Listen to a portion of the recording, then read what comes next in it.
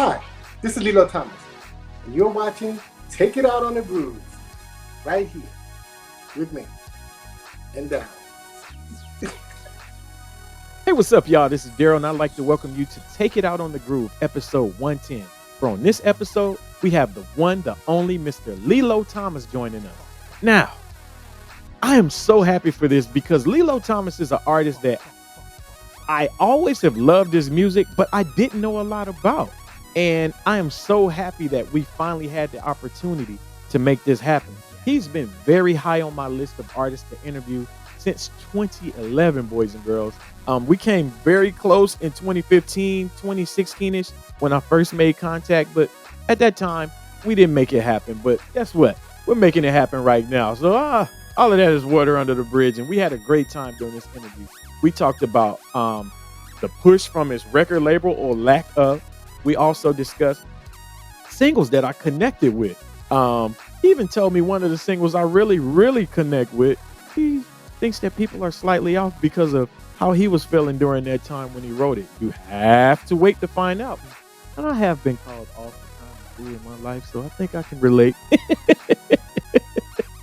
I want you guys to please support Mr. Thomas and support all R&B artists right now. We're having this conversation that is R&B dead, who killed it, whoopty-wop. Listen, it's not going anywhere as long as we have shows like this and many others that push the music, that really push this culture forward. I do this show to make sure that the next generation gets these and they get them in a fun sort of way, not a stuffy way, not a yes, my name is Mr. No. We're going to have fun. We're going to have a conversation. And that's what I want you to get on every episode. LilloThomas.com is the place that you can find everything about Mr. Lillo Thomas. That includes his TikTok, his Instagram, his Facebook, and even his new singles, including the one getting ready to drop on September the 2nd called Truth Be Told. Makes you wonder. Yeah, I need to be put on that promo list, Mr. Thomas. Please support my guy. He's a good guy, and he's one of those people in R&B that we all should know. We know his vocals, we know his style, but now let's get to know the person. Also, I humbly ask that everybody watching this video or listening on any platform, please like, comment, subscribe, give 5 stars or wherever you are. Please support it, man. Apple, YouTube, Instagram, Spotify, SoundCloud. Share it. Do whatever, y'all. Please, let's get this message out. We're keeping the R&B culture moving forward. I'm very strong on promoting and pushing my people and keeping this going forward because at the end of the day, I want all our artists to feel appreciated and loved. I don't just have these records just to say, oh, I have a nice record collection. I have these records to share. And that's what They Might Be Taping is all about. So please do that. Thank you very much. Daryl.live. You can find out everything about me there. And hey, man, I've done enough yammering. Now it's time to start the show. All right.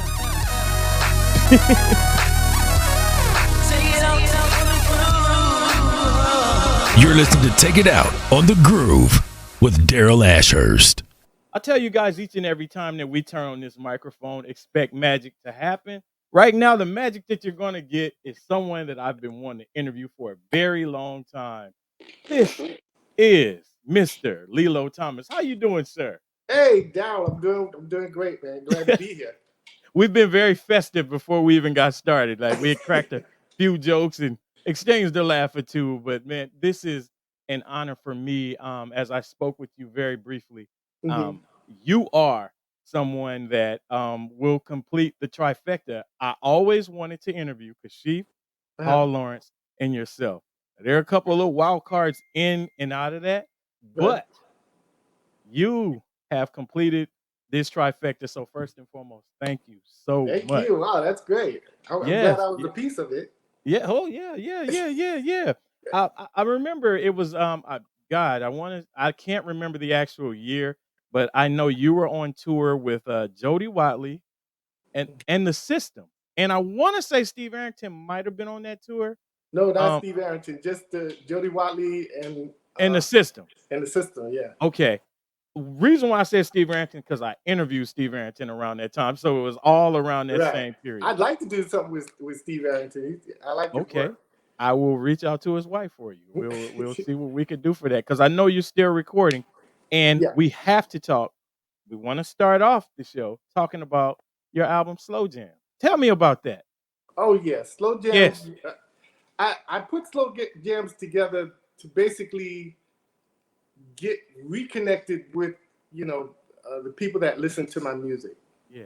It went on like a whole plan to just say, okay, this is the stuff that I'm doing because people got me mixed up with everybody. Yeah. I don't know why, because I think when I was out, I wasn't very visual. I didn't really get out and get into the public. I was touring a lot, but not really doing like a lot of interviews or just letting people get familiar with who was the guy singing these songs.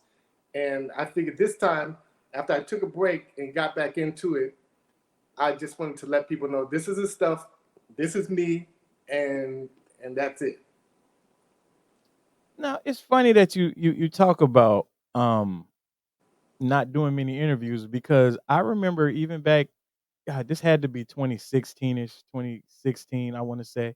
I couldn't find many interviews of you at that time, Right. especially back during that period. I think I might have saw one BLS interview with you and D Train, which was very entertaining. I Oh love yeah, that that one. was crazy. Uh-huh. But I didn't see much of you. And what No, was the reason for that? Were you just a recluse, or like tell me about that? yeah, I don't. I just stayed busy doing other things. I was recording a lot. I was doing stuff for other people, and I just didn't do interviews. I did things. I did Soul Train. I did an interview with Don That's right. Cornelius, That's right.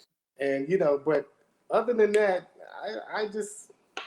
I didn't get any like the Billboard stuff or anything like that. Or I did do an interview. I think remember there was a magazine, Right On magazine. I think I did Hmm. an interview for them.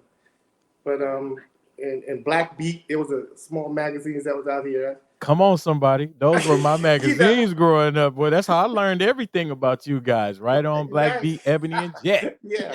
So that's just what it was. I just I was very picky about you know being out and because I feel that I'm kind of offbeat in a way, Oh, wow. and I just shied away from a lot of one-on-one with people. Hmm. I was good when I got on stage, but just talking to people, I always felt very awkward and clumsy about that. It's interesting that you say that because you just brought up the Don Cornelius Soul Train interview. And I mean, that's where I found out about the Olympics about you because I remember he said, he spoke on that. Yeah. But I remember doing that interview when you performed, you were one person, but when you got with Mr. Cornelius, like you could kind of tell, like you were kind of shy. Like that really Yeah. wasn't your thing. You know what I'm saying? Like I'm doing this because I'm just doing this so I don't get fined. But you were up there getting down when you were. Then you what song did you sing? Sexy Girl up there. What song did you I sing? did Good Girl, Good and Girl. I think I did Your Love's Got a Hold on Me, You did. That's the one. Your and love's Holding got On. a Yeah. hold on me. That was the Yeah. one. That was the one. That was the one I can remember more than anything. Yeah. Yeah. Yes. You know, it's it, we jumped ahead a little bit, but it's one thing I always noticed in your voice. You grew up a preacher's kid, didn't you? Oh yeah. You had that. You have church chops, Yeah. and what I say to a lot of artists today that when we speak, I think R&B music today, I think that's what's missing. They lack that part of the R&B. I think we just got into a discussion. I'll bring you into it. We just got into a discussion the other day, based off of something that P Diddy or Puffy or Love or whatever he wants to call himself today. Yeah. He was saying that R&B is dead. Uh-huh. What are your thoughts on that? I I think they're trying to kill it, but I don't think you could get rid of it. I agree. It may have gone a little more underground. Yeah. I think because they're taking away all of our R&B radio stations. It's making it really hard to get your music out. But I don't think you can totally get rid of it. I think what Diddy said was who killed R&B or something That's like right. that. I think he And did. I don't think it's dead yet. It may be a little wounded, but I don't think it's dead yet. I don't think it's dead either, Mr. Thomas. I think a lot of times they're using other names to describe R&B music. Yeah. It's like a lot of people. There's been a resurgence in playing songs in your music, things Yeah. that you recorded, things Paul Laurence, Kashif, Melba Moore, Freddie Yeah. Jackson. Within the last, I would say, 12 years, there's Yeah. been a strong resurgence of vinyl being played out and about here and there, Hmm. and in doing so, that, in my opinion, that keeps R&B alive. That's Yep. not only done here in the States; it's done overseas. But Yep. we also, you guys weren't afraid to be yourselves. You guys weren't afraid to be different. I think when the sound sounds so much the same, if Yeah. I'm chasing what you did and you're recording right now, it's like there's no sense of individualism right now. It's like Exactly. we're all chasing radio hits. Yeah. Um that's the record industry. That's right. That's their mentality. They figure, well, if somebody's put the dollars into making this thing hot, then we can follow those dollars, and you do the same thing. It's like, but I don't want to do the same thing. Right. I want to be who I am. Let's put the dollars into, letting people know what the concept I'm coming from. So You that's know, totally a record company thing. that really is. And like you said, it goes back to what you just said. I think they're trying to kill it, Yeah. which is 100% the truth. Or, Yeah, or they're trying to kill it I for think people that look like they us. want to kill it so they can control it again, That part. and that's where it all comes together. Mm. They try to, because it's like it's out there. It's just that the machinery of the record companies are so big. When you're in that, it's hard to miss. I mean, they're constantly in your face. You get in your car, you hearing the record. You Yeah. go into the store, you hearing the record. Yeah. You come home, somebody in your house is playing the record. When that machinery stops, it's very noticeable. It's like, whoa, whatever happened to that person? Within a year, you're forgotten.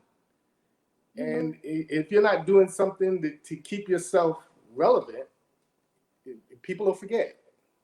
So in that relevancy as an independent artist, now, because like you're the perfect person to speak to this. Mhm. You're coming from the standpoint of being on major labels, doing major work, but now you work as an independent artist. How do you navigate through this? Like, I know people pay for these Spotify playlists to jump on those like that, but what is it that you have to do that separates yourself that much more? Is it the touring? What is it? Shows You have like to do this? you have to do everything. You have to Yeah. come full circle. It's like, I mean, with the record companies, they would do all the work. You would basically just show up, you Yeah. know. And I was on a major label, but I always kind of came from the place of an independent artist, Mm. because the deal that I had, I wasn't directly signed to Capitol. It was more of like a production A deal. production deal. Yeah, it was more like a production situation. They used to call them glorified record production deals. And what that meant is that when you get your contract, I used to call it sort of like, I think I can contract, because you got the contract, but in that you were allotted a certain amount of pressings. So with my deal, I had a certain amount of pressing, and then you got like a sort of a small budget. So everything had to come from that budget. You had to cut the record, do your promotion, and all that with the little bit of dollars. And then once you finish that up, it was like, okay, let me cut another record. So, but when it's done on the major, I mean, the sky's the limit. They make it happen because the dollars that they promoted for it, they got to make it back because they're spending big money to make that machinery work. This is all falling right hand in hand in where I want to go. So thank you for this. You're again, I told you, you're my God. In recording these records, I always noticed something that you really didn't get a strong push. Is it because they shipped? So because see, we can talk industry stuff because I know you can talk it. Yeah. Did they ship low on your recordings? Yes. Yeah. Hmm. I like I said, the pressing was like 100,000 units. Yikes. And it's like, then once, normally after you blow out of that, because I would blow out of it. And then you have to go up and negotiate for more pressing. And then it's like they're saying, well, no, we're good. You covered your quota and, we're good. Why don't you just go make another record? And it's like you had to constantly be proving yourself. So maybe on the next record, yeah, I got like 150,000, to pressings. So that's how it went. My biggest pressing was on the Lillo album. And that was, I just took over that. And that one was the one that really kind of broke through. And this is the one, to be honest, anytime I ever seen this one, I always say in the wild or like I go in record stores, this is the one that it's never a promo. Every other record that I've ever gotten from you has always been promos, even that I found. So it's like, how do the artists, how are you guys really, I know how we make money today, but it's like, how are you guys really making money back then? Was it you just get on the road? You get on that road. You get on the road. And it's like the chilling circuit almost. Whew. And it was a grind. I mean, the biggest, I would say probably, as far as making money and feeling comfortable as an artist was when I did the Eddie Murphy tour. That tour really exposed me to a lot of, different people and they got to know me because his tour was like 80% just white, Yeah. And that was a whole other ball game. So that started taking me to another level. Wait a minute. Now, this is Eddie. Is this Party All the Time, Eddie? Yeah. Eddie Murphy, yeah. Yeah. So you got Saturday Night Live, you got movies, television. Mm-hmm. Wow. And you're opening. He was just coming out. He did the Delirious tour. And first it was who was opening up for him was the Busboys. And then the Busboys decided that they were going to leave. I think they toured with him for a little while. And then Eddie asked me to open up for him. So I was like, yeah, great, And we did like 64 cities, something like that. Wow. It was huge. We were playing places like the Madison Square Garden. So that was a big tour. And that definitely opened you up to a lot of artists. But at this point, does Hush or Capitol even come in with more merchandise? Like, come on, like this man's on tour with Eddie Murphy. No. It was I was just out there grinding, That was it. That's all you do. You go out there and you just, get people to enjoy what you're doing. That's right. This game, man, it has its ups and downs, and absolutely, that's what this business is about. Yes. It's you got to look at it. So I've always come from an independent point of view. I mean, I had records that was blowing up in London, and I didn't even know. I'd never been over there. I didn't know. I lucked up one day because I just said, okay, I want to do something different. I said, I want to just go to London. I don't care if I got to play in a small club or whatever. I just want to go there just for something different. Yeah. And, I worked it out and I went over there and I played this place called the Hammersmith Odeon. And I guess it was the equivalent of probably like the Apollo. Okay. It's like their Apollo or their Radio City, and I was really nervous because I'd never been there before, but I was rehearsing my band up until the doors open because I was just kind of freaking out a little bit, and because I didn't know how these people were going to take me in or if anybody would even show up. And I did the show. We had a full house, and they booked me another 4 nights behind that. So they said at that point I could have filled Wembley at least once. Wow. Yeah, and I just did it on a chance. I didn't even know that the record was even playing there. Are you? I know with social media it helps, kind of get a grasp, but we know social media is weird. Yeah. Everybody that likes or follows or whatever Yeah. doesn't necessarily buy. But are you aware that there is a subculture of people out here that really still bump your music like it was made yesterday? No, Yeah, I yeah, didn't know that. yeah. Like I'm trying to tell you, um, come out to LA, man. And I say this to everybody I interview. Right. Next time you out here, I I will make sure I stay in touch because Yeah. I want you to Come. I see. mean, if you tell me about a place that that you think that I could get into, I'll definitely work it out to get out there. I have something in mind, and yes, Mhm. we will talk backstage. Yes, indeed.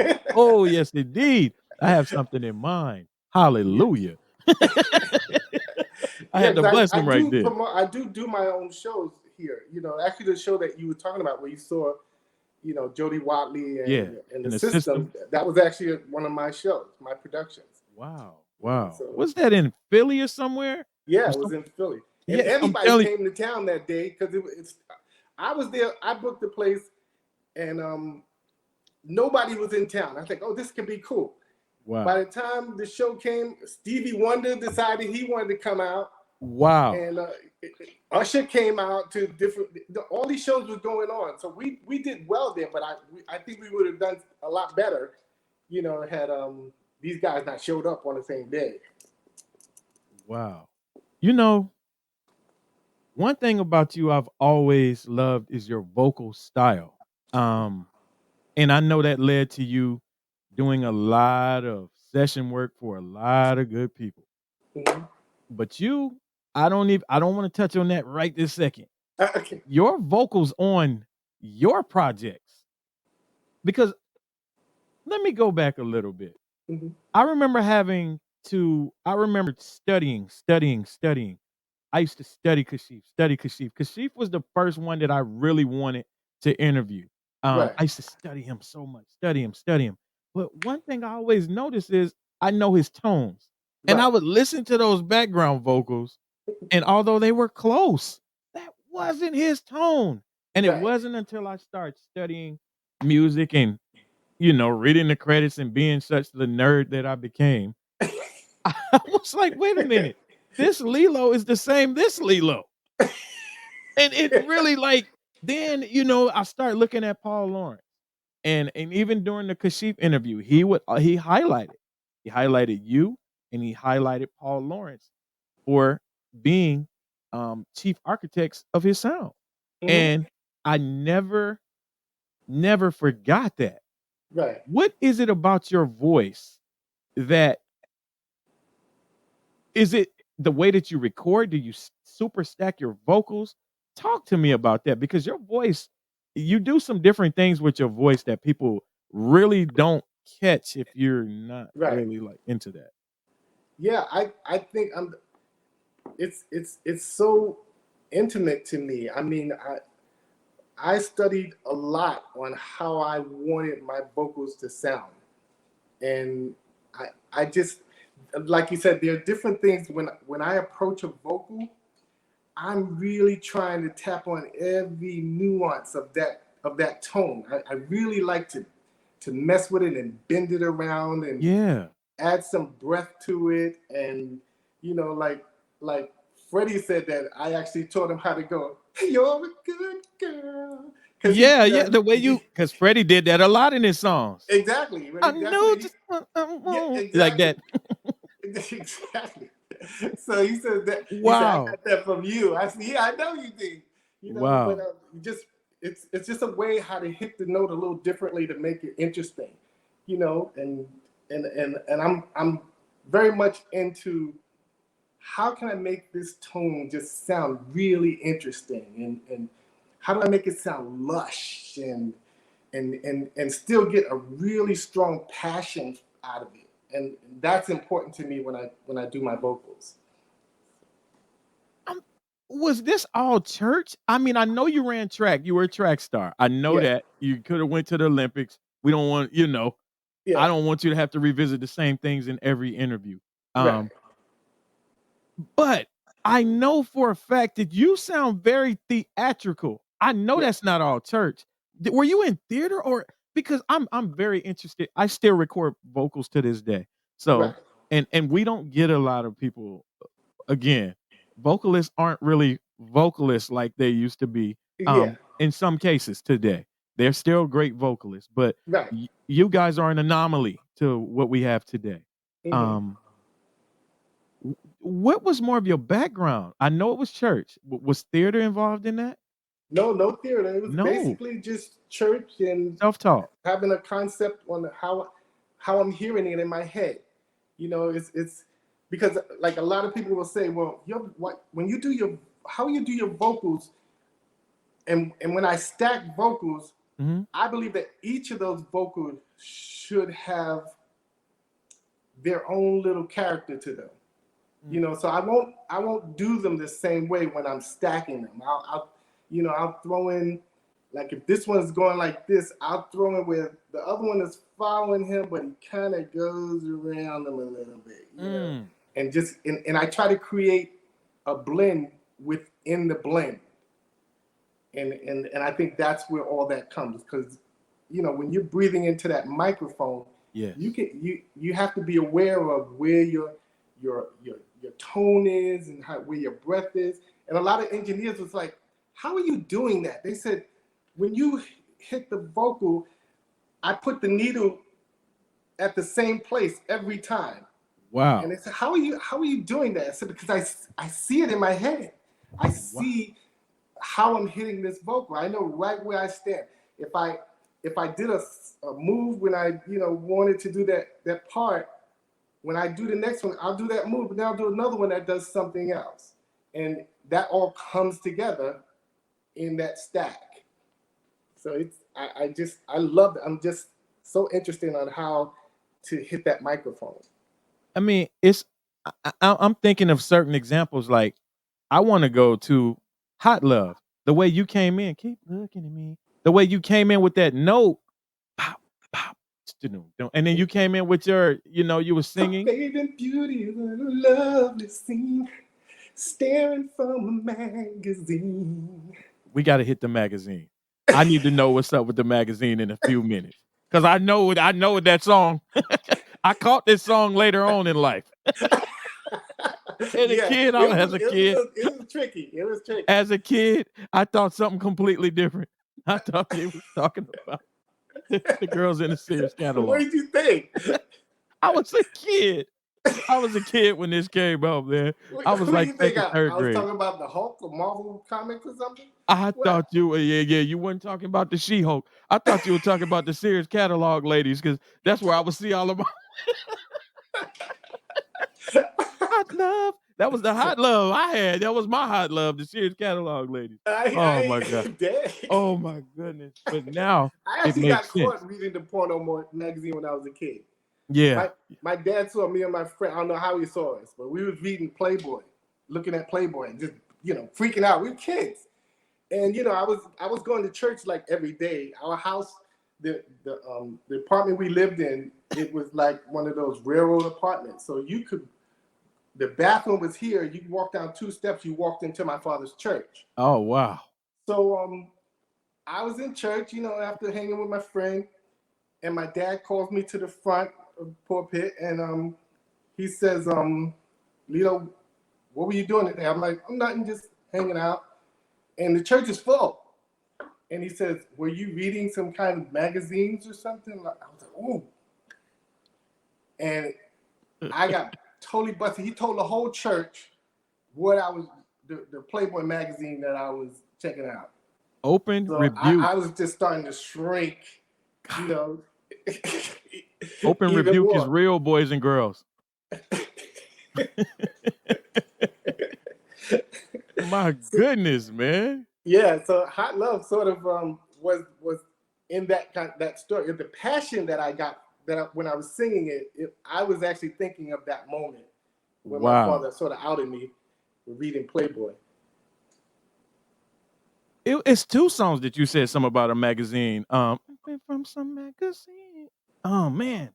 Well, It's gonna hit me in a second. is it Oh, Her Love. Her Her Love. Love? It's on Her Love. Yep. Because Yeah, I knew it was all the fly joints. yeah, Yeah. I knew it had that kind of. that's Yeah. it. I I was need like, therapy so now. at first I was thinking, I said maybe his old lady was like of some magazine model or something. I was like, but now, no, okay, now No, it was that moment with my father at the church.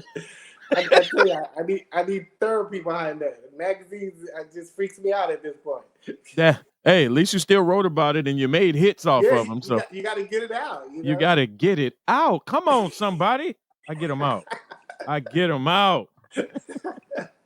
Tell me about, because you also on your projects you wrote and you sang on those things.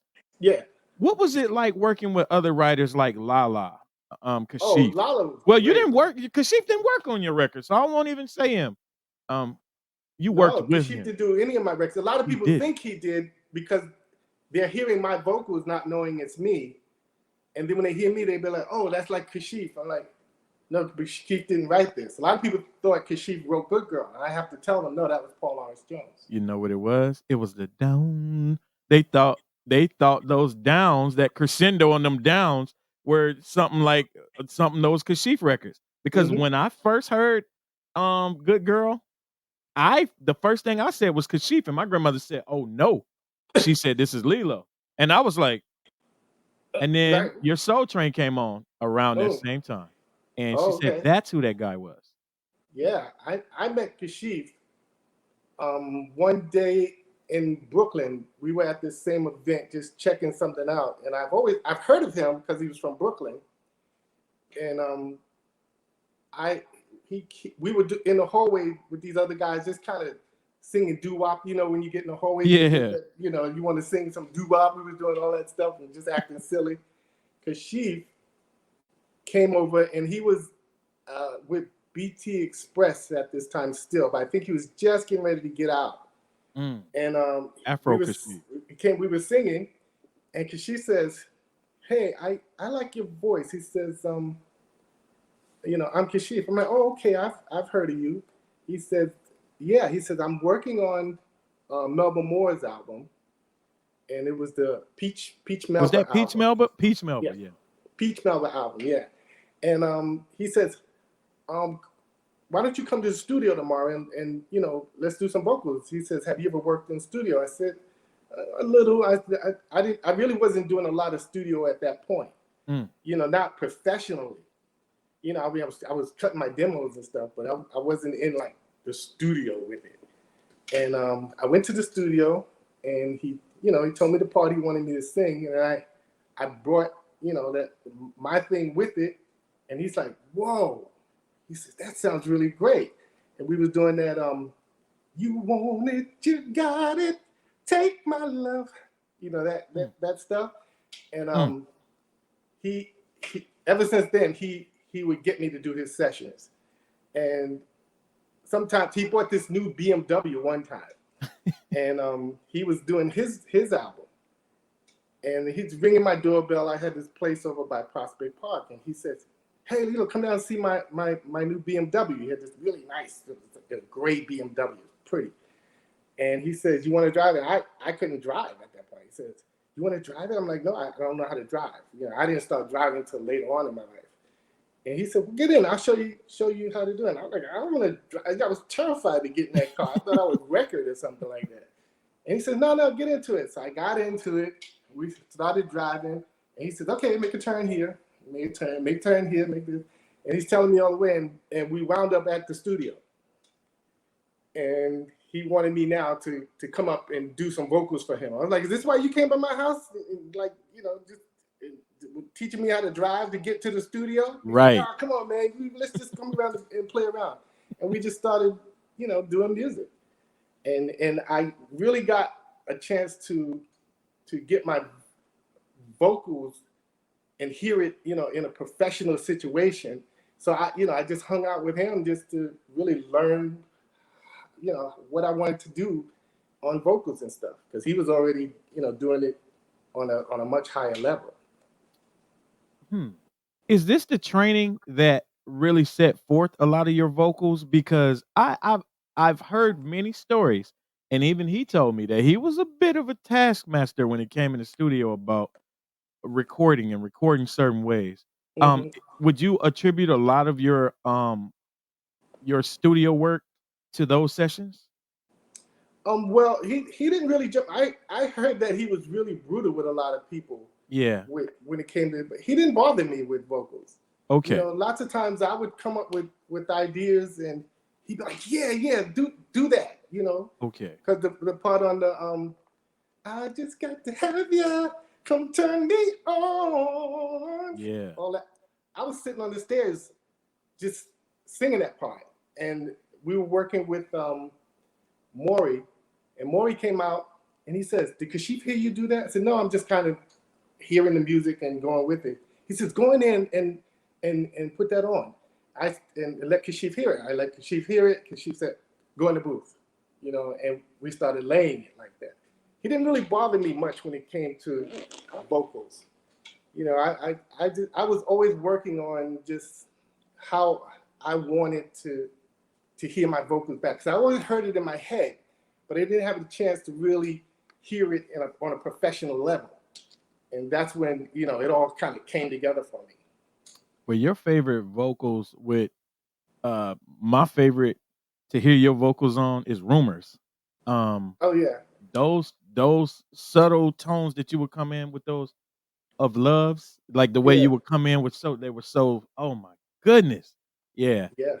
I He had want some nice stuff. He was a great keyboard player. Yeah. I mean, hands down, Kashif was a master keyboard player. He would do things like, whoa.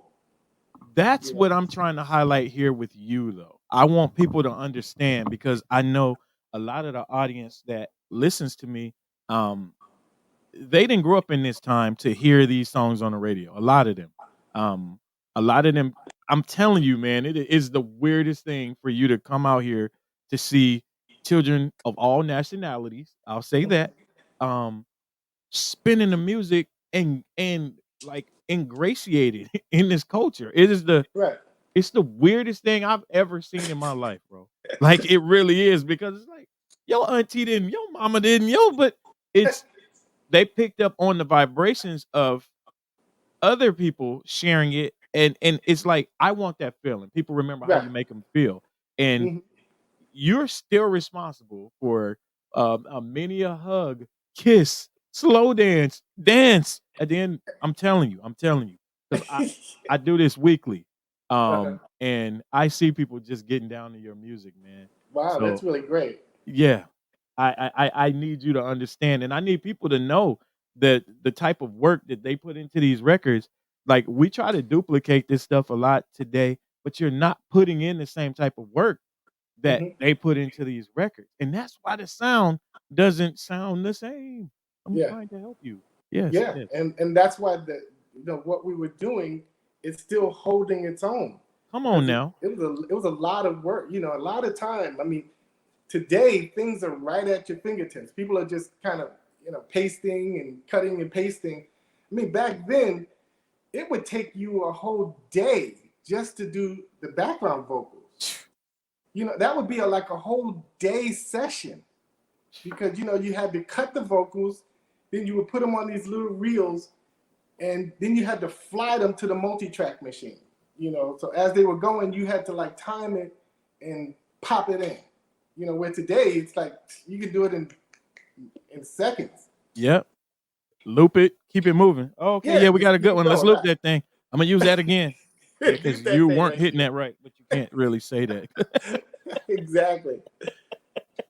Yeah, I always laugh, man, because I was the last era. I was the last era of the tape machines, and around that first generation of now we're using Pro Tools and we're starting to use other digital Yeah. programs to bring into the big studios. So Yeah. I came in right before, splicing and cutting. You still had to really splice. Oh Um, yeah. and you really I laugh and I tell people all the time. I've seen many a person get beat up like for missing the wrong you cutting. Oh, I Exactly. got it. Okay, let me hear it. Yeah. Yeah, it's right there on the floor. Tada. Like, what was that? Next thing you know is, yeah, you don't so you don't want that, but it's beautiful to really get to, as my old teacher used to say, "Kibitz." I get to Yeah. talk to you, and just, kinda pick your brain, so thank you so much. I'm not really nerding out like I normally. I'm really calming myself. I'm calm today. But there's a song on your Lillo album that you spoke of, and, I think I hit on it. Her Love. Her Love to me is one of your most is a vocal masterpiece to me. Thank From you. the music to just the way that you wrote that track. Can you talk about that session that what you remember of that session? Oh, her love is, when I told you I was really awkward with Mhm. talking to people, that's what her love feels to me. I feel that people that like her love, they're a little off a little, because I wrote that song from a place of, I, I've been I told was, that a time or two, so I mean, so it's confirmed, right? indeed. I mean, that song just has such, to me, I was just in a really strange place when I wrote that song. I don't really know how to describe it because it was just coming out. I laid those vocals in the same day. I mean, I cut that song pretty much in like 3 days. The whole Wow. song was done. I was a little angry. I was a little, just taken back. I was a little frustrated, and I was Mm. just pouring it out on that song. And it was about a girl that I was seeing, and she was just, I was growing up, and she just kind of took me through things that I never felt before. So Well, I was just unleashing it. that would probably be what connects me to that record because as many relationships as I've been in, I can clearly say that that sounds like the story of my life right there, Mr. Thomas. So thank you for writing that song, guy. Exactly. That's what I try to keep it, just real with things. Yes, sir. I did a song out there doing wrong, and there was a guy in Chicago, and when I came off the stage, he came over to me. He says, "It's like you were in my head with that song." He said, "I came out here just to hear you, you know, sing that song out there doing wrong," Mm, and he was so emotionally touched by that song. We actually, connected somewhere because he's like, wow. it's like you hit it, and I'm like, wow, this guy must have went through something with his lady, where he was cheating and she was cheating, Come on now. and he that lesson was learned in that song, Yeah. and it, I, Yeah. that I do. I try to touch those moments. If you really listen to, the way I write, I'm writing from a real experience. I try to harness that emotion and just touch, that thing that's going on right now, because I know we're all connected some kind of way, That's right. and some of us can't figure it out. But I'm the one that I feel that I'm going to take the time and I'm going to figure this out, and then I'm going to share it. But music, that I think that is what bonds so many of us together. And I think Yeah. that's what I've always connected with your voice and your music is the music was always real. That's why I asked you about the magazine because Yeah. like those are little things that people like Hmm. again, you would have to be somewhere else. Right. It literally I was driving around a couple weeks ago preparing for this and I said, "You know what? I'm not going to overdo this." And because you know when it's someone you really want to talk to, you get excited. And I said, Hmm. I'm a bag back, and I'm just gonna be so natural with this because the I know the music. I didn't Hmm. want to overstudy. I didn't want to over this. I didn't want to over that. And you just confirmed to me. I could always piece in your music the realness. Hmm. It was just something real about you. Do you think that's you think you were too real for the industry? Yeah, and on record and in real life, because Yeah. I'm one of those kind of guys. You don't know what I'm gonna say, and Mm. and like I tell you, I'm very awkward when it comes to talking. But I also I I'm a thinker. I think really hard about things, and a lot of people don't know that about me because I'm always looking pretty up. But Mm. I'm up, but I'm constantly, you know, doing inventory on myself and what I'm saying, and am I getting this across right? Because it's important for me for people to understand that I'm very passionate about what I do, and I see all kinds of things. Even if I don't say it, I see it, and I think that's why people, it's hard to take me sometimes because then once I confirm it with myself and I start to talk to you about it, I can nail a lot of stuff down. Mhm. And I keep it real. I keep it straight. My music, it's about storytelling, and I've taken time to think about what I was saying and to think about how I'm going to sing it.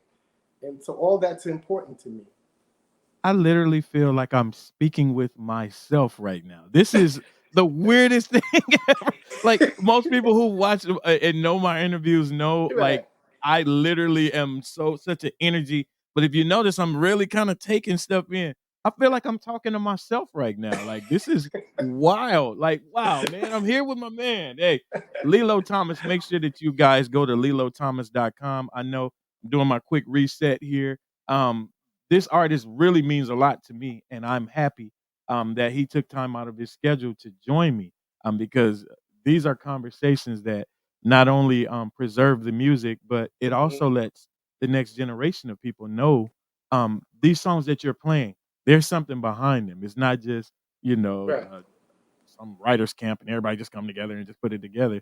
This is heart and soul that we're getting right now, Yeah. and that's why this music still resonates with people. You Mhm. worked with again, another one of my favorites, Paul Laurence. Yeah. And one thing I always thought is I know that Capitol had you and Freddie at the same time, and Paul Lawrence was working with you and Freddie at the same time.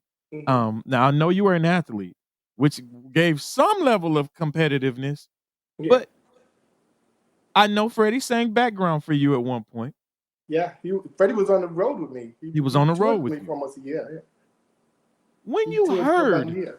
Hmm. some of those Freddie Jackson songs, did you not say to yourself, "Paul, fam, you recorded with me. Why couldn't I get that?" And I'm not I know because I know you guys are cool. But Yeah. did you not think that sometimes? Oh, I didn't. There was only one time I thought about it. Is when because actually Freddie wasn't going to work with Paul at first Okay. when he got his deal, and because they were going through something. I'm like, are you kidding me? He's like one of the hottest producers out here. I said, get with him. And we were at Hush. I said, Paul, what are you doing right now? And Paul was like, nothing. I said, Freddie, what are you up to? Nothing. I said, okay, Paul, let's go to your house and let's listen to some of your demos and stuff. So we went there, and Paul was playing us, on cassette. He was playing just stuff that he had laying around, and the Rock Me demo came up. And I was like, oh, that's nice. Freddie's like, I don't know. I'm not kind of feeling that. I'm like, What? what? I'm like, are you kidding me? And he said, I don't know. I said, and I think the only reason why Freddie did the track, because I said, okay, well, if you don't want to do it, I'm going to do it. Mm. And he said, no, I'll listen to it. And he kept it. But that's how all that really went down. Wow. He was, he wasn't into it at that time. I don't know what he wanted to do, and I always enjoyed Paul's writing. Yeah. I think Paul and I, the just putting us together, just so many interesting things happened. That we can't even really explain. Yeah. And we would get into it in the studio, just like, no, it should do this, no, it should go like this, and then he got to the point where he would just let me do things. He said, well, okay, just go ahead and do what you do. And we did Just My Imagination. I always liked the Temptations, and I always felt that when I do records, I always want to bring something back. I just feel that it's important for us to keep music alive. What we listen to. And let's just keep it going. And I said I want to do some Temptation stuff, and Paul's like, okay, I got a great arrangement, for My Girl, and the next one we did Just My Imagination. But Just My Imagination, we were on a deadline with the record company, and we already burnt through like 2 engineers. They were like falling asleep, but we had to get the project done. So me and Paul just kept banging it out. And one engineer, he fell asleep just kind of standing up, and I'm in the booth, I'm cutting it, and I tell you, half of Just My Imagination at the end, I don't even remember doing. Really? I just had my eyes closed, and the only time I would look up is when the track would stop. I would look up at Paul, and Paul would have his head down on the board, and he would go, one more take. Yeah, and that was Paul's thing. Paul was ruthless with one more. It's like, what is he looking for? It's like, and with me, I take it on as a challenge, because it's like, all right, I'm gonna do it like this. Yeah. I'm gonna do it like this. And I'm like, what is he looking for? I mean, he would just take one part and just there was a part on Good Girl. It's still there. I hear it every time I hear Good Girl. It says, I said, got to be, what was the part? Got to be special. There was like a t, and I didn't say the t. It's like, I said, got to be special. Oh. And he wanted the t, and we actually punched t like probably about 20 times. He wanted to just wow. But the way that I was, phrasing it, it's like, this is gonna be hard to do. But and so you could hear t. And what I was saying, because he liked the performance I did, he just wanted to hear t. So it's got to be special. Yeah, that's a lot of yeah, come on, fam. Come on, work with me. Yeah. He was brutal like that. But it's like, it was great though, because it was a learning experience, And it's what he was hearing, and I could understand that. It's like, when you get a producer and you want to put all of your trust into him, because that's what you're there for. I didn't want to fight him on it or anything. This is music. Let's just get it right, One of my favorite songs that you did with him was Strung Out. Your vocals on Strung Out, that's Strung Out was hot. Strung Out was the one, and it's just that everything from the arrangement to the groove to your vocals, it was your vocals that really made me pay the most attention. The message is very good. Yeah. But it was those vocals that I was hearing. It's those tones again. Your tones are just there. Yeah, you hit the right thing. But all that, we baby sing. Oh, that one. That's the one right there. I'm not even gonna try to attempt to do it, because I have not warmed up my voice, boys and girls. Okay. Oh no, I'm not doing that. No, I'm not doing it. I tried a couple times earlier, and I sound like Freddie the Frog. So they wouldn't play that record on radio. Is it because of the drug message? Huh? Is it because of the message? Because No, they thought we were saying something else. You know, that part that says fellas call her Loose Lucy. Yep. And they didn't want it. They didn't want that record to play. Wow. Yeah, and she's not a sleaze. Yep. Yeah, that's right. That's right. Yep. Yeah, Freebase, and they were afraid of that one. You know what there was actually, I don't know if you heard the verse, the one on Freebase. I think they made Paul take it out. But I have actually, it was all the versions of that song too. Yeah, it was a part where the pipe cracked. Yep. And they didn't want it. They didn't want him to play that because of it sound like the pipe cracked. It went dun, dun, dun, dun. Yeah, I have all the versions of that song. There is one. It is right here. Oh, damn. That man ain't lying to you. That man ain't lying to you. Here's the album version right here. She's Not a Sleaze featuring Lillo on here. And here's the strung out single that has all the different versions of it. Right. So that man ain't playing with you, man. I told you, I'm fans of y'all. You all up in there. Come on, somebody. We doing this today. We are doing this. I got you here. So, you know, like I said, I don't really I don't get to speak to you. So this is fun to me. You said that you and Paul kind of, you know, I can understand the head cracking, pow, pow, pow, pow. Oh yeah, we get into it. Dodge Rams, y'all was ramming. Is that why you use so many different producers on the Lillo album? No, the Lillo album was the album I finally took over my whole album budget. And okay. I really wanted to, you know, to just venture out into different things. Because this was very different from those previous two. Yeah, the other ones was all Paul, and now I'm just you know, just venturing out, you know. Okay. I had a little more money to work with. Okay, that was my next thing. And Paul started getting really busy. Because these two are very much Paul. The first two are very much, and that's why I always wondered, like that third album.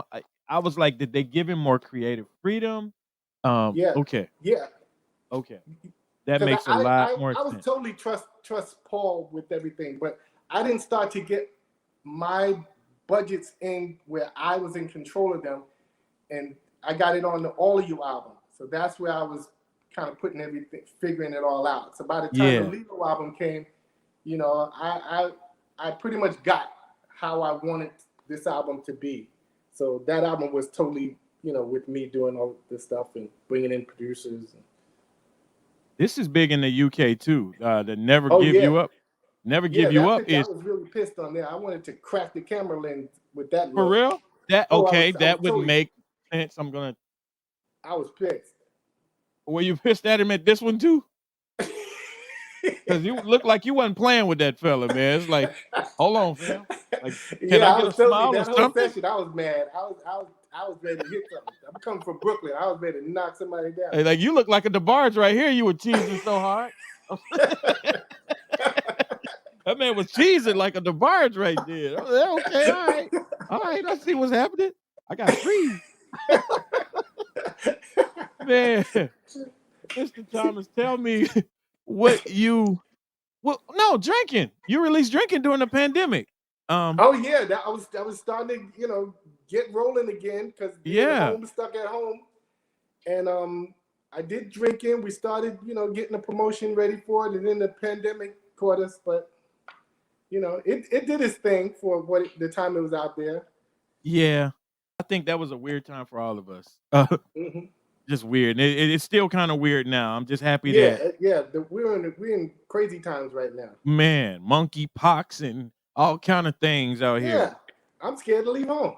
I'm kind of the same way. I'm not gonna lie to you. I've been doing some gigs here and there lately, but not as much as what I normally would do. I kind of do a couple here in LA, and then like once a month I gotta travel just to get out. But I'm going to places like Idaho. Like I just literally was in Boise. Next month I'll be in Grand Rapids. Like I'm going to smaller I'm going to the smaller Right. places. I'm not really So trying to what are hit. you're playing? So I'm actually DJing. I'm a studio musician here, Oh, okay. um, and engineer. So Hmm. a lot of work for hire kind of situations Right. out here. I learned the hard way about that work for hire stuff. You start working with people, and then the next thing you know, your song is on. It was like, wait a minute, I wait a minute, that's my, am I where my oh, come on. So yeah, now I if it's work for hire, it's work for hire. If we're Yeah. doing if but I still need my splits. Like, let's get our stuff together. I'm not just gonna play Exactly. something for you and then it's just, so yeah, Yeah, that's been the constant fight in the music come on, industry. man. Uh-huh. I want to make sure because your beautiful production, your team, man, they're on everything. And Hmm. I want to thank them so much too for, even getting down with me. I wanted to make Hmm. sure that I had everything because they sent me a message. One of those dings that you heard was the team letting me know, hey, make sure that you plug Mr. Thomas on TikTok. So at Yep. Lillo Thomas on TikTok, Hmm. at Lillo Thomas on Facebook and Instagram. Yeah. And you got to go to lilothomas.com. TikTok official, Lillo Thomas official. See, see, that's why he's here, boys and girls. So make sure you go to Lillo Thomas official on TikTok. Hmm. And I'm gonna have all of those posted on the screen for Oh, those great. watching this video. Man, I'm very thankful. What is I'm it? thankful. Oh I'm man, come thankful. on. I'm thankful to Anytime. have people like you that's keeping this music alive, and that just keeps telling people what the music's about, and just it keeps us alive. You don't understand the work that you guys put in, how it's so appreciated. I appreciate it so much what you do, I because thank you it's all about that. I thank you. Thank you. Because even when I spin as an extension of that music. Yeah. I don't just go up there and just play records, man. Like I'm into it. I feel it. Yeah. It's a part of me because I didn't just embrace it a couple years ago. Like Right. this is what I grew up with. These records are just the same records that I've had when I was a youth. A youth. Wow. So I've had time to live with these records Yeah. and think of them. And you guys, I say this to every artist that I interview. You guys, in my mind, you guys have, we have a kinship Hmm. because of the words that you guys have put down that even apply to me to this day. I can break up with somebody and I can go Right. to one of these songs. Right. I can be in love with somebody and I can think of her love and I can go to these Hmm. songs. So Exactly. I might not want a nasty girl, but I think Imma leave that one to you. I kinda Oh, want the hello, nasty girls. somebody. I ain't gonna Uh lie, I huh. kinda like Uh them. So, I kinda like them, Mr. Thomas. I ain't gonna front to you, man. Imma leave that to I know Prince and, Rick James them was doing their thing back then, Oh but, yeah, that was where Good Girl came from. We was like, Really? we need. Yo, yeah, then we was hearing that nasty girl, and all that. We was like, yo, let's buck up against this. That What about makes the good sense. girls? That So makes we sense. stopped. We started making it happen. Love me down. Yeah, that's the only thing I caught from that down. Love me down. I had someone doing that crescendo on a down the other day, and they just didn't understand why. I was like, Uh-huh. you got to do it. You got Yeah. to do it. Uh-huh. But there, there is some. Did you do all of those vocals yourself? All of those were all yours On which one? on Good Girl. Oh On yeah, I the did. Love No, Me that was actually Down, we were saying that she's bad. That was bad. me, Yeah. Melba, Uh huh. and Freddie. We and to show you Paul, we were saying she's bad. It wasn't feeling right to him. So we're actually saying cheese bag Mm. because it came across better.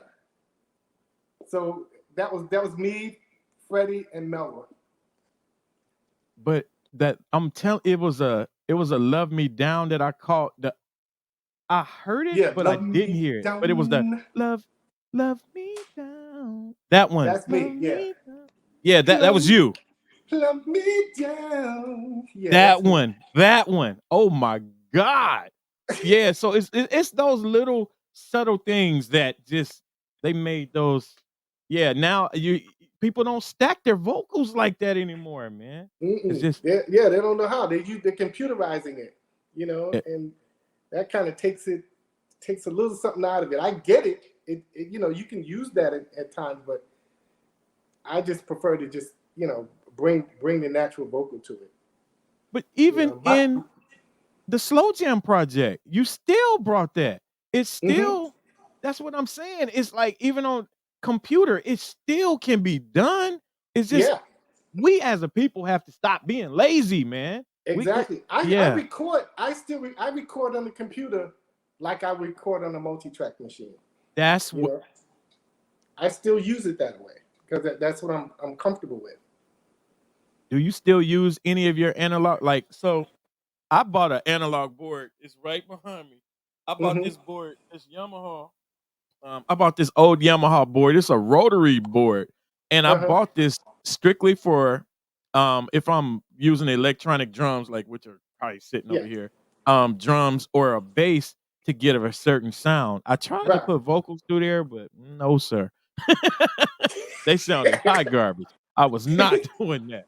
But are you still using any type of analog equipment? Yeah, I still have a lot of and I still have my Lin drum. I still Ooh, have the ooh, I still have the OB8. for real? Yeah, I still have my OB8. I still have the my rack stuff that I took out on tour. I have I have a lot of all my different analogs, and I actually have the remember the grand piano Yep, that it was a Yamaha. yep, It was like electric grand. yep. I still have that, so I bring that up every now and then when I'm doing stuff in the room. Sometimes I like to still cut live. I mess around with that. How does it still feel to connect with your audience? Because every time I see you, first and foremost, you always sharp. You always gonna be fresh. Like Hmm. you see Lilo come out, he gonna be, he gonna have it, might have his chest out. You know what I'm saying? But you're gonna be fresh. Yeah, I didn't see you. I saw you a couple times. I just didn't have the It chance was to a get hot close. day that day. I'm cold. It was about Yes, 90 indeed. You had degrees your out there. chest out one I time. opened it up a little. I said, man, look at this dude up here. He ain't playing with y'all. He came in here. Hey, hey, hey. Got sometimes you got to show him what that R&B is Yeah, about. Yes, indeed. uh-huh. So how does it feel to still connect with audiences of all ages? Because now you're starting to see, you had your group of people, but now you're starting to get younger and younger. How does that Yeah, you feel? starting to see the youngers. I see them on Instagram and TikTok. I'm like, Yeah, ooh, look like little kids, liking it. I, that's it's it's beautiful. it's interesting. Music is a powerful thing, Yes, it is. and it if it touches your life a certain way, it's just something you'll never forget. Yeah, And that's what when I hit the stage, I try to bring it that way. It's like, I want to just bring something even more special to yeah. just touch your soul. My ultimate song is. What do you think my ultimate song would be? Your I think ultimate. I have a Lilo song that I feel that is I could I couldn't do anything better, and it almost made me leave this industry behind it. Which song you think that would be? I like your style. I don't know. It's not. I like your style.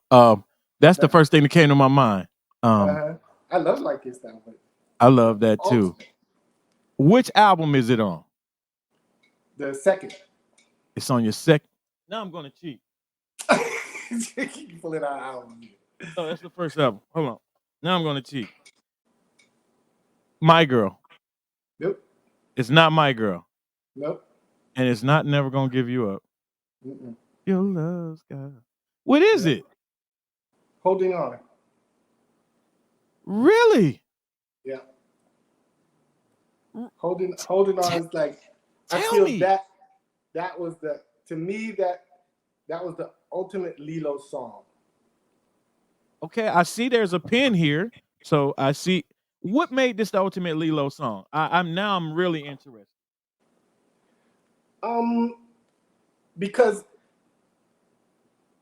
that song just came from a place when I started growing up, and I just always felt I was here before, and that song to me, I think it just came from another place. It came from me growing up. It came from me just realizing what things I wanted in my life, and it just touched that emotion of me getting things. I just felt that, because I feel that we live in the waves, and for you to really become who you are, you have to learn enough about yourself to stick your head into those waves, and now you really start to see who you are. And that song represents that for me. It just everything in my life came together with that song. Wow. Wow. Okay, now you're gonna have me revisiting because I'm playing it back in my head as you're saying it. And as I even go back and even listen to this, I'm going to have a different mindset, a different ear as I Yeah, listen. Yeah. that song is Okay. it's just I'm just gonna hold on. I'll hold on, until it's right for me. That time is right. So it's Mr. that. Thomas, I'm thankful for you right now. Cause like that you just anytime I'm here to learn when I do these. And Hmm. I also want to share that I want the people to learn something. And man, you like anytime you learn something, and I think I just got really excited because now I want to go back and hear what Hmm. made this. You call this your ultimate song. Like, wow. Yeah, yeah. Wow. I always felt it should have been one of my singles. People still embrace that song. They connect with it, and it was like that for me. And when they wouldn't make it a single, that was one of the reasons why I walked away from the business for a while. Mm, But I couldn't understand it. It's like for me at that point where I was in my life and with what that song represented to me, it was like I can't I can't express it any better than this. There won't be a song for me that will hit that peak the way Holding On does to me. So it's like it's like you hit a guy with all you got and he just kind of shrugs it off. It's like, whoa, I yeah. might as well just let him. I might just let him beat me up because I ain't got no more. There's nothing I can do. Oh, I can relate to that one. He said something about fighting. I was like, yeah, I got it. You've been there, huh? Oh, I got that one. I said, okay. Hey, you made it all make sense right there. Hey, man, all you gotta do is sock somebody. Oh, okay, yeah, Hold I on, know can that. we talk about this? Mr. But Thomas, when it's all said and done, man, because I'm not putting that on you, but what do you want people to remember Lillo Thomas for? that I was sensitive and compassionate, and I just wanted to give you my truth. Yeah. That's it. Well, I'm thankful that you took the time to share that with me. I know I went over our time today and I sincerely apologize. That's Um, okay. I didn't want to hold you. I looked up over at the clock and was like, whoa, wait a minute. I told her only like 30 minutes. So I really appreciate your time. Hey, this has been great. I'm having a good time. That's the point of me. I want to not only be informative, but I want the artists to have fun, and I also want them to know that they're loved. I know, this is a space now that a lot of people have joined into, and I want it to be like when we come here it's home. Yeah, It feels that way. yeah, and that's what means more to me. It's not anything else. Just as long as you're happy, I'm good. Yeah. And I'm thankful that we had this time together. So thank you so much for your time. I am too, and thank you for what you do. It's Thank so appreciated. Thank you, sir.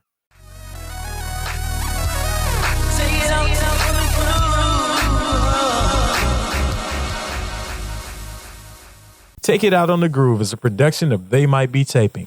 For more podcasts and mixes from They Might Be Taping, go to Daryl.live. There you can find past shows and links to our Spotify, YouTube, Apple Podcasts, and SoundCloud pages. Hey, don't forget to subscribe and rate our shows also. You can also connect with me on Instagram and Twitter at JustDaryl. That's JustDaryle. Or connect with They Might Be Taping on Instagram at TMBT2Day. That's TMBT Today. All right. Take it out on the groove.